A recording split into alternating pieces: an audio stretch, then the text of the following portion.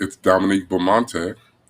You're listening to Season with Salt, the podcast, and this is episode 112, Ask Domo. Stay tuned.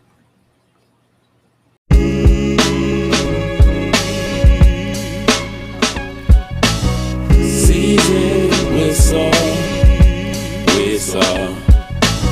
Season with salt, What's up? This is Dominique Beaumonte, and you are listening to Season with Salt, the podcast.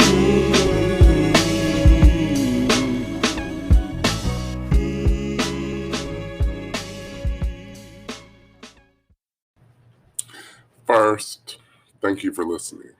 Y'all be listening, and I appreciate that.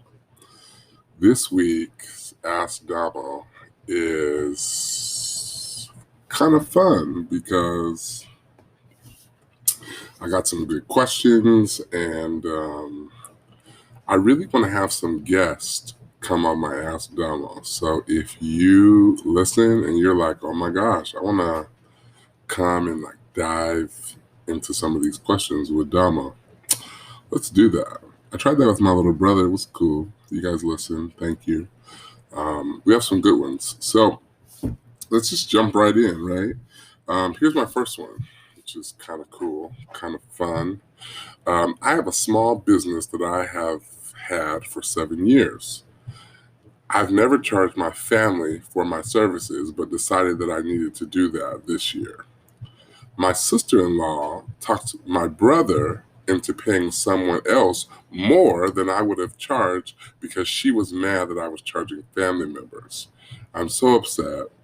I want to counsel her. Bleep.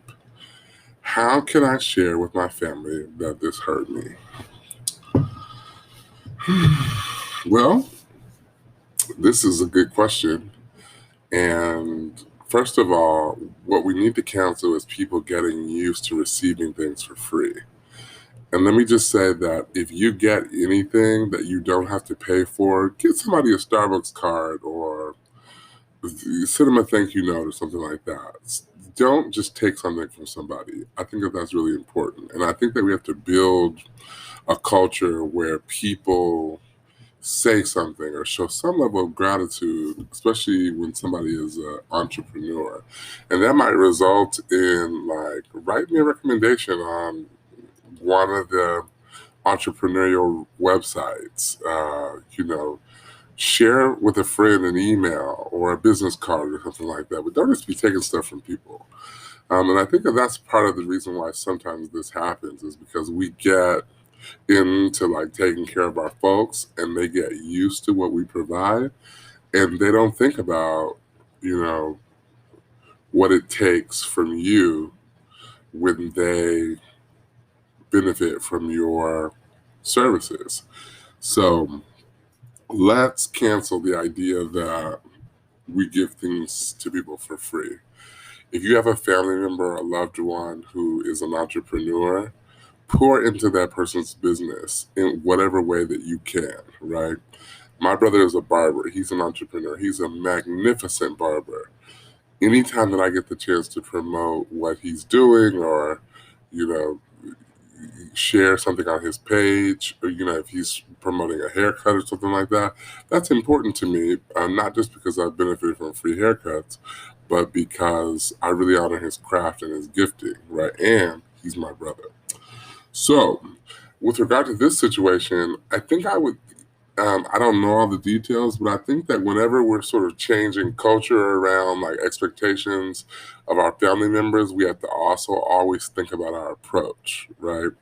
So when you were making this major change in the way that your family takes advantage of your business, you have to make sure that you present it in such a way that's not like you did the work and forgot to tell them that now you're charging and, oh, here's an invoice. Because when you do stuff like that, then sister-in-laws certainly are going to be the type to pay somebody else. I had a situation where somebody took some of my work and ended up paying somebody more for a partial job that I had done And I couldn't believe that the person took the money for something that somebody else created.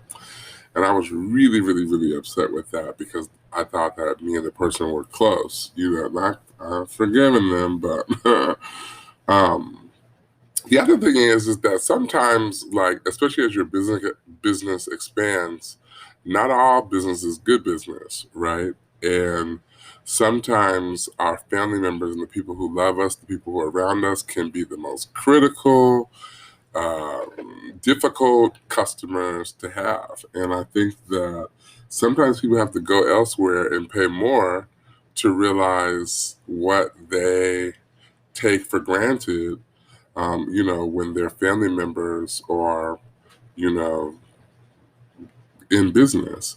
So I think that, looking at your approach when you talk to your family about changing a price structure or providing something, at a cost that you previously provided for free. As far as the interpersonal relationship, I don't think you should talk to your sister-in-law. I think you should talk to your brother, right? And just say, hey, all these years, like I've been, providing this service to the family, and it really hurt my feelings that you all decided to go with a different entrepreneur or what have you. And I'm kind of, you know, thinking that through. I think it's important to sort of ask what their perspective is because I know, like, as a graphic designer, sometimes it's quicker to go with other people, or sometimes we're harder on our friends and our family than we are with other clients, right? Because we know how they work. And so we, off the top, can be rude or can, I can see why some people in my family might go and get graphic design or other services that I provide from other people because sometimes it's not as easy to work with me and they know me the best. And of course, I don't treat my family members as customers in the same way that I treat, like a stranger because context is everything with some people, right? There's some family members that you got to get the money up front from, right? Uh, so, I think communication is key. I think you have to lower your expectations of people when it comes to paying. I think that if you're going to be considering your family members as customers, then you need to treat them as customers. Ask them how they feel about the services. Ask them what you feel that you can change. Ask them how they can sustain your business. I think that those are important questions to ask because sometimes your family members will tell you some brutal truths, but other people are not obligated to tell you. And those people who are not obligated to tell you the truth about your business or the way that you work, they'll just go find somebody else. They don't have to line up and be like, actually, let me give you some feedback about how you work. So family members are good for that. And I think that, if you're a young entrepreneur or you're somebody who's just started out in business, I think it's important to reflect on how you might engage a family member. And I think you can ask questions of them, like as a customer, what would you do differently? How can I support a customer better? I think using your family members for the total experience, I think is important. And not just them benefiting from what you do, but you also benefiting from open and honest dialogue with somebody who loves you and wants to see you thrive, assuming that that's what family means. If that's not what family means, then you need to just just reconsider altogether. Like, why are you offering things for people for free? Right, like in general, especially if you have the expectation that you have expectations for them that they're not able to accommodate. But you're not doing that, you're charging now. I also think that, like, sometimes we need to have conversations with our family members around, like, I wasn't charging you, but now I'm charging you, and here's why. My business has grown and developed. My expenses have increased. We're in a pandemic. There are a lot of reasons why prices change, services change. Like, if time is also money, money is time, right? And so if I'm doing 2 and 3 jobs or 2 or 3 services for family members and loved ones, then it can become difficult. The other thing that family members tend to do is everybody that I'm related to is related to somebody else that I might not be related to, or they have friends that I don't have. And so it becomes a thing where it's like, well, my cousin or my brother, or my friend is a graphic designer. Like, so I ask him for the hookup. Well, no, that's not. And one of the things I'm finding, as I cultivate an identity as an entrepreneur, is that I think I said this already, but not all business is good business, right? Like, there's some clients that aren't there yet. They're not, they're not, they actually make it more difficult for you to thrive in the work that you do. And sometimes family members can do that. Like, as a graphic designer, I need all the information up front. And if my relationship with you, is difficult, and you're not the type of person that gets things up front, I'm frustrated. Like, and I spend a lot of time and stress being frustrated. That's not ideal, right? So I think that this is some good, you know, thinking that we have to do as we're developing our business around, like, what's the give and take when we are helping clients that are related to us, right? And I think articulating that clearly and concisely and upfront as much as possible, as often as possible, is important. So, okay, let's see. What else? Here's our next question. My boyfriend and I are invited to a couples trip at the last minute, replacing another couple. We are believers, and many of the activities and accommodations aren't things we do. We are required to pay up front for a bunch of things. We are used to, or we aren't sharing a room or drinking, but we really want to hang out with other couples who are doing so. Should we cancel or see if there are any concessions? Listen, I wouldn't put myself in any position where there is the possibility of discomfort. And I think that you have two options. I think option one is find a way to participate in the trip on your own terms, right? If you have to pay up front for some things that you don't participate in, and that's helping the people who invited you and you want to go, then a part of the sacrifice that you might have to make is that you might pay up front for things that you aren't necessarily going to be doing. I've gone with friends to wine trips in Napa, and I knew that I wasn't going to be drinking any wine, but I also didn't want for somebody to have to recalculate how much it would cost for me to be there, right? And so I think that it takes a little bit of wisdom. I think the other piece is, if you're just doing it for the sake of being around other couples, find another way to be around other couples. It does not have to be in a situation where you feel uncomfortable, where you're spending unnecessary resources, especially if you don't have those resources. So I would ask questions, right? I would look at ways that I can work around, or I would just, suck it up and pay for things that you don't necessarily participate in. As a 20 something, I had a lot of friends that drank, or that, like to have a good time, or like to go to restaurants. And I like to go to restaurants too.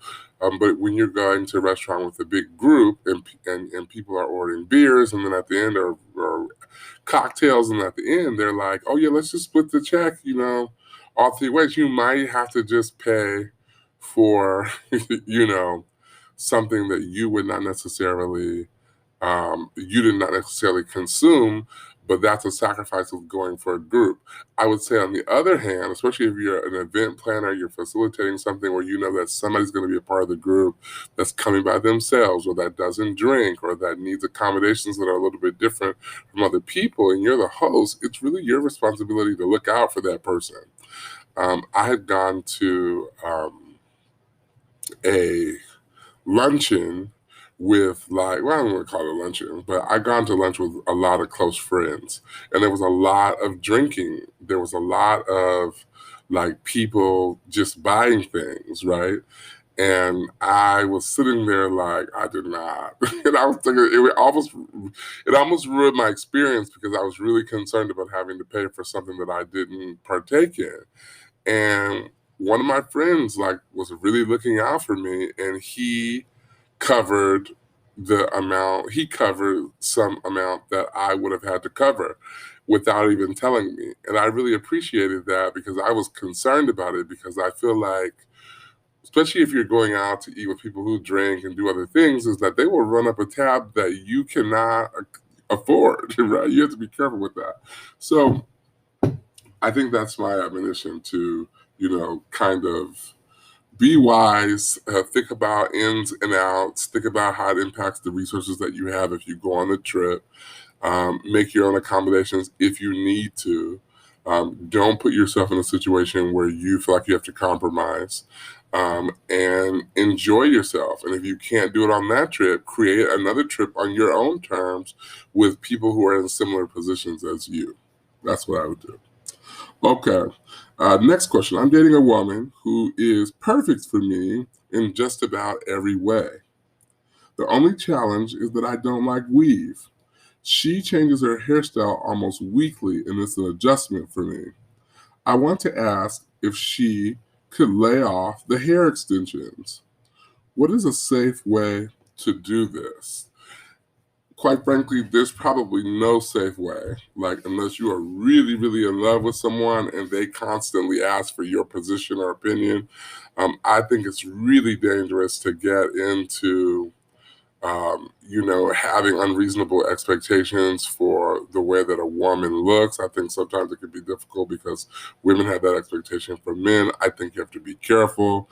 Um, I think that depending on where your relationship is, I do believe that you can have a conversation around, how to accommodate each other and how to, um, you know, represent each other if your relationship is strong or you're in marriage or you're moving towards marriage, how you want to be represented, because there might be something about you that she doesn't like. But I also think that you have to consider like what the changing of hairstyles represents to her, right? It could just be a level of freedom that she experiences, like through being able to change her hair. She could have alopecia and you not know it. She could have bald spot. I mean, it could just be a lot of different things. And I think it's really important to be thinking beyond just what your preference is, because you don't want to miss somebody that would be really good for you because they wear a wig and you don't think wigs are a good idea. I think if depending on the space and place of your relationship, if they're just wearing the wig just to wear a wig, then you're priming yourself to have that conversation, as the relationship grows. But I would be very careful about challenging a woman's hair choice just because you don't like a woman that does a certain thing. But I do think it's entirely appropriate, especially within the context of a real relationship that's leading towards, marriage or what have you, to have a preference about how your partner or spouse carries themselves or looks, especially if, they're a reflection or representation of you. And I don't think that should be a one-way thing where only a man has expectations for the woman, but I think the woman should also have expectations for the men. I think hair is a hard thing. I think it's also important to consider like why it's okay to have a preference about a choice that a woman makes with her own body. And her body is inclusive of what grows out of her scalp or what she uses to replace what grows out of her scalp. So I think that there's some questions that you can ask. Um, I think you should ask leading questions around the philosophy and how it makes her feel, to be able to change hairstyles. And because it's somebody who changes hairstyles, almost weekly is somebody who values what they look like, perhaps in a different way than you do. And I think that that's a discussion to be, that for me is a discussion to be had. Um, I also, really, and I've had a lot of conversations with my married friends around, like, do you have the right to, provide your spouse feedback about major changes that they make in their life as far as their appearance? And it's a 50-50. Like, some people are like, absolutely yes. Other people are like, absolutely not. So it really depends on the context of your relationship, the strength of your relationship, the age and maturity of your relationship, whether this is a conversation that you can have with your significant other. And hopefully there are some opportunities for open communication. Hopefully that if she decides that, her hair is her hair and that's how she wants to do it and she don't want no feedback or no input, hopefully you don't miss out on a good thing because of that, right? Because ultimately people do make concessions, smaller concessions for people that they love and that they care about. Because I have friends that don't care about clothes at all, but I see them improving the way that they dress because it's important to somebody that they are with. So something to consider, food for thought, and just something to kind of chew on. And then also, I guess I already said that, but I just want to reiterate thinking through what about someone's appearance makes you why you feel like that's something that you can have a preference for. And I think it's just hard. It's just really hard. I feel you because I'm not really a weave lover either. I think for me it's more like how it smells or like what it looks like or where we're going. I think there's a lot of things, but I have also dated people who were not too satisfied with some of the choices that I made physically. So pray about that thing. Make sure that you are saying the right thing in the right way. Okay. This last one is actually pretty intense, but really good. So I started dating this guy who was really wonderful. After dating for a few months, I noticed his behavior changing and him becoming disengaged. Come to find out, his mom was diagnosed with breast cancer and he became her full time caretaker on top of running his own business. He revealed to me that he was struggling also with severe depression. As we got closer, he opened up about it a little more. I helped him find a therapist to talk to and help him cope with some of the issues related to depression. After a few months, I noticed his disengaging again. Found out that he was no longer in therapy and was spiraling out of control again. He's now basically become a hermit and has shut down on everyone around him except for anything that has to do with his business. His He's deceptive because when it comes to his business, he acts like everything is okay. But his social life is not existent because he's unwilling to deal with his problems. I care about him, but don't know what to do next. Do I wait for him to come out of his depressional state or do I move on?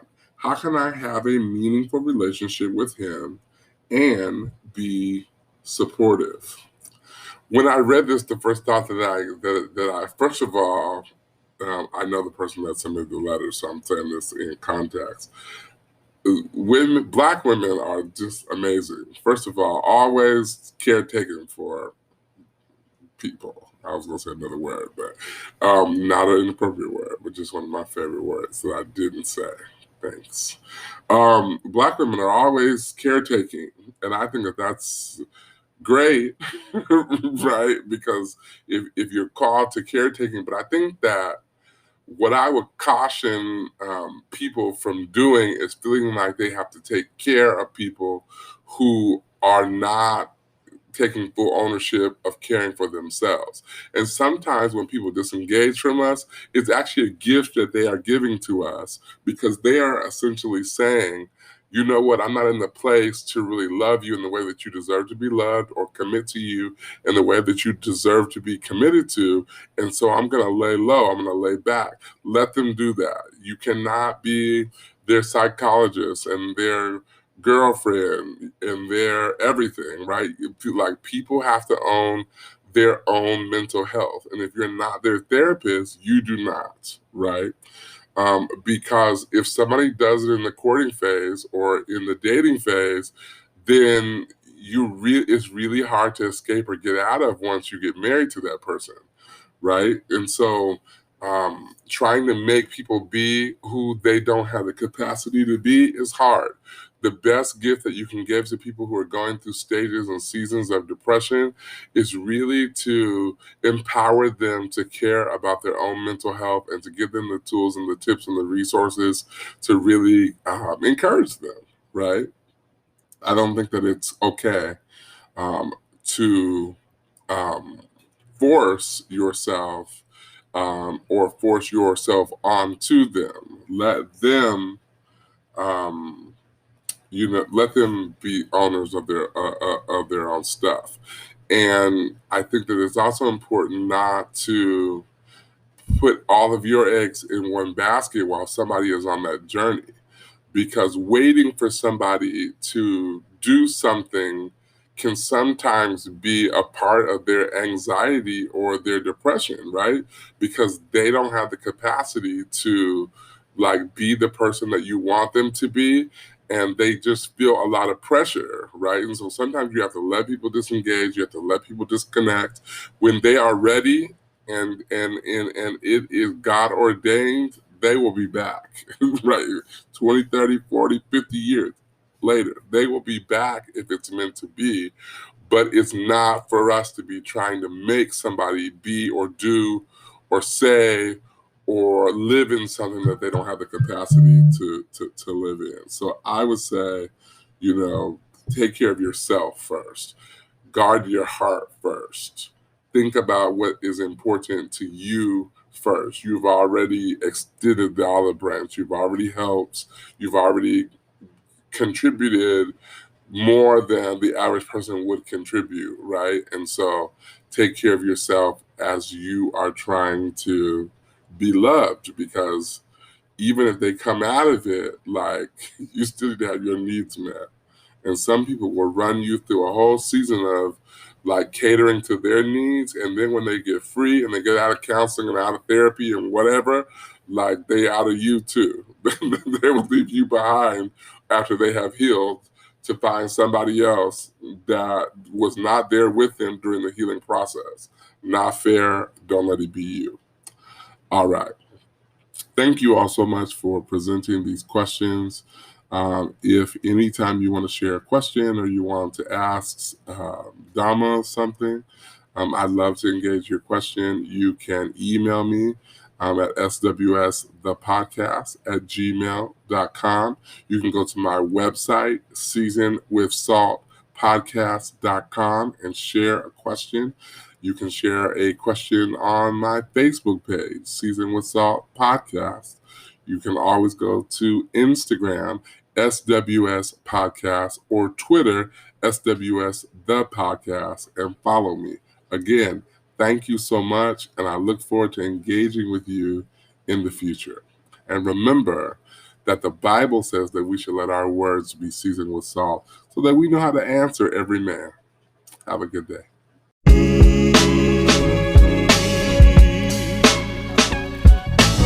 Season with salt, season with salt,